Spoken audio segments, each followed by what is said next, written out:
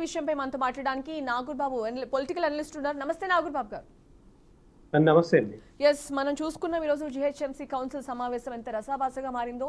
So గతంలో కూడా అసలు మేయర్ సమావేశం ఎప్పుడు కూడా ప్రాపర్ గా జరగలేదు. గతంలో కూడా ఇలాగే జరిగింది. అసలు ఎప్పుడు సమావేశం పెట్టినా కూడా ఇదే గొడవలని చెప్పేసి కూడా చాలా కామెంట్స్ వినిపిస్తున్నాయి. సో దీని మీద మీ కామెంట్ ఏంటి? అసలు ప్రజాస్వామ్యాన్ని నీరు కారుస్తూ ప్రజా సమస్యల గురించి పట్టించుకోకుండా కేవలం రసాభాస చేసుకోవడం కోసం మాత్రమే ఈ సభలు నిర్వహిస్తున్నట్టు ఉంది.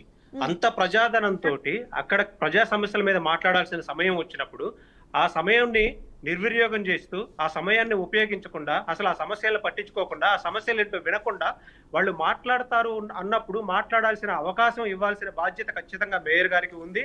అట్ ది సేమ్ టైం వాళ్ళు మేయర్ గారు నెక్స్ట్ మీకు అవకాశం ఇస్తారు అని చెప్పినప్పుడు వీళ్ళు కూడా వేచి ఉండాలి. ఎవరి సొమ్ముతో వీళ్ళందరూ గెలిచారండి? ఎవరి సొమ్ము? జిహెచ్ఎంసీ ఎవరి డబ్బులు వసూలు చేస్తూ ఉంది? ప్రజల నుంచి వసూలు చేస్తూ ఉంది, ట్యాక్సుల రూపంలో వసూలు చేస్తూ ఉంది, ప్రతి ఇంటి దగ్గర నుంచి వసూలు చేస్తూ ఉంది. మరి ప్రజా సమస్యలు వెళ్లాల్సిన అవసరం ఉందిగా. బడ్జెట్ సమావేశాలతో పాటు వీళ్ళ వాయిస్ కూడా ప్రతిపక్షంలో ఉన్నంత మాత్రాన వినకూడదు అంటానికి లేదు, ఖచ్చితంగా విని తీరాల్సిందే. ఇది ప్రతి ఒక్కరికి సంబంధించిన సభ, ఒక పార్టీకి సంబంధించిన సభ కాదు. అందులో 10 మంది ఉన్నా, 5గురు ఉన్నా, లేకపోతే సభ్యులు తక్కువ ఉన్నా ఎక్కువ ఉన్నా అవకాశం అనేది మనకి చట్టసభల్లో వస్తూనే ఉంటుంది, జిహెచ్ఎంసీ కౌన్సిల్లో వస్తూనే ఉంటుంది. ఈ రసాభాసలు చేసుకుంటా ప్రజా సమస్యలను పట్టించుకోకుండా ఏదో తూతూ మంత్రంగా సభ నడిపి ఏదో పొలిటికల్ గా కేవలం ఈ రాజ్యాంగబద్ధంగా కాకుండా రాజ్యాంగబద్ధంగా జరపకుండా పొలిటికల్ ప్రయోజనాలు మాత్రమే సభలు జరుగుతున్నట్టు ఉంది క్లియర్ గా.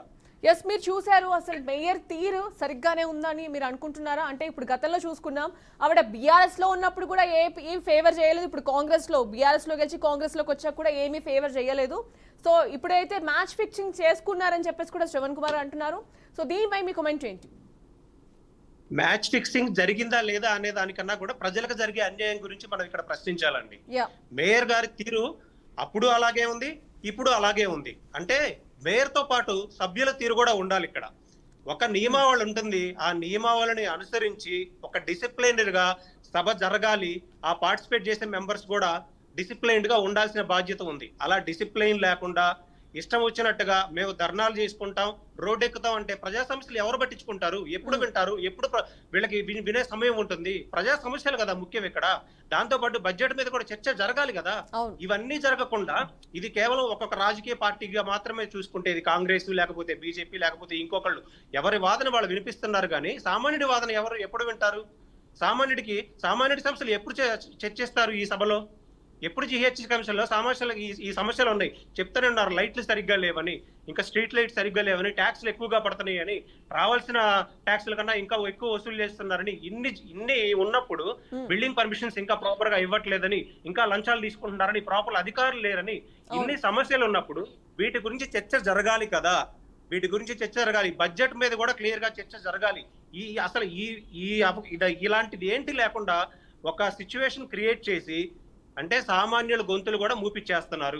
ఓకే, క్వశ్చన్ చేయకుండా ఏమీ మాట్లాడకుండా కైండ్ ఆఫ్ పాలిటిక్స్ ప్లే చేసి సభని రసాభాసగా మార్చి ఎవరిని క్వశ్చన్ చేయకుండా చేస్తున్నారు, అంతే అంటారా? డెఫినెట్ గా సభని రసాభాస చేయడం అనేది క్లియర్ గా ఇక్కడ కనిపిస్తూ ఉంది. సామాన్యుడి వాయిస్ అనేది అక్కడ వినపడట్లేదు. ప్రజా సమస్యల గురించి పోరాటాలు లేవు. వ్యక్తిగత సమస్యల గురించి మాత్రమే, అంటే వ్యక్తిగత రాజకీయ సులాభం కోసం మాత్రమే దీన్ని ఇలా డివేట్ చేస్తున్నట్టు క్లియర్ గా అర్థమవుతూ ఉంది.